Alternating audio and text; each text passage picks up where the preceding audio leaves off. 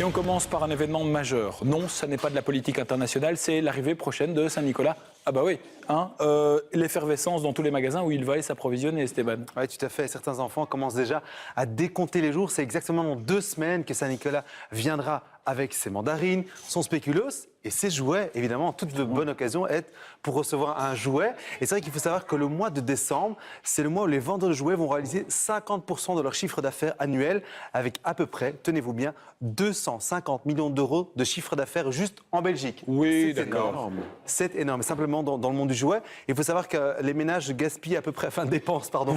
Ça dépend. D'un moment, Les deux mots peuvent être valables. Hein, Entre 250 et 350 euros par an, par enfant, pour D'accord. le budget jouet, c'est assez énorme. Ok. Il y a une grosse tendance au niveau des jouets, ce sont les jouets vintage, les jouets de l'ancienne époque, j'ai envie de dire. Est-ce que vous avez gardé encore des vieux jouets du temps où vous étiez encore Ah ouais, enfant? moi je pense que... Quelques-uns, ouais. Fleur, Dr Maboul. Ouais. Voilà. Thibaut, il a des Barbies. Vous aviez un jouet préféré en particulier, vous, Anne-Laure? J'aimais bien les Barbies, oui, je crois. Ouais. Ça, c'est un classique. Moi, je crois que j'ai encore tous mes Playmobil. Enfin bref, Voilà. comme quoi. Il y a une époque où Barbie, on lui coupe les cheveux aussi. Il y a toujours un moment où on maltraite un peu ses jouets, non? Le Big Jim aussi. Eh bien, écoutez, nous, on a demandé à Véronique Fouillat de retourner dans le temps pour aller tester tous ces jouets vintage. On regarde.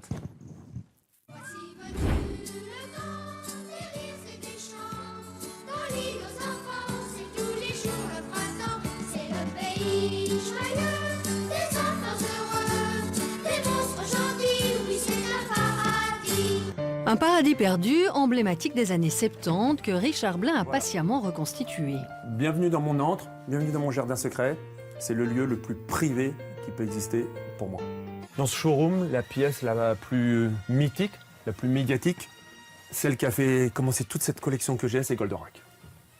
C'est un personnage qui est mythique pour moi, c'est un personnage qui vient d'une autre planète. Donc enfant, assis devant la télé, les premiers dessins animés couleurs, on voit quelque chose de fascinant.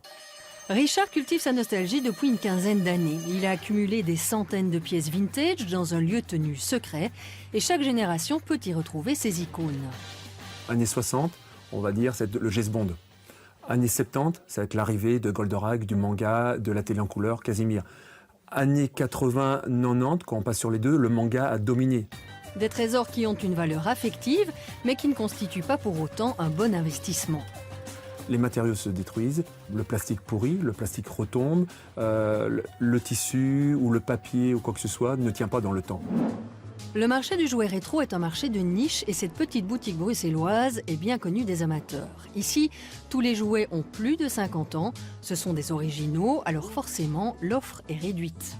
Contrairement à d'autres commerces, à d'autres sujets, vendre n'est absolument pas difficile. La plus grande difficulté, c'est de trouver de la marchandise intéressante et de préférence en bon état.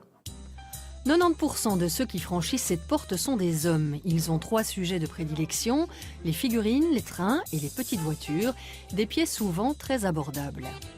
Tout le monde peut se permettre d'être nostalgique, si je puis dire. Voilà, on peut se faire plaisir à partir de 5 € avec une figurine ou avec un wagon de chemin de fer à 4-5 €. C'est réellement accessible à toutes les bourses. Peu de vieux jouets sur le marché, la nostalgie d'une époque révolue, alors les fabricants se mettent à rééditer leurs fondamentaux. Des valeurs sûres qui font de l'œil aux parents et aux grands-parents. On sent une tendance actuelle au retour au vintage, vraiment, véritablement, puisqu'en fait Fisher-Price a décidé de refaire, au goût du jour actuel, la collection qu'ils avaient produite dans les années entre 50 et 70. Les matériaux ont évolué, les normes de sécurité sont passées par là, mais la fonction du jouet n'a pas changé. On a refait l'ancien téléphone.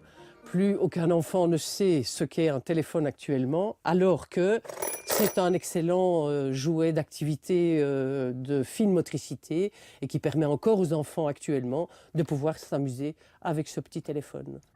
Ces classiques remis au goût du jour représentent aujourd'hui 50% du marché du jouet.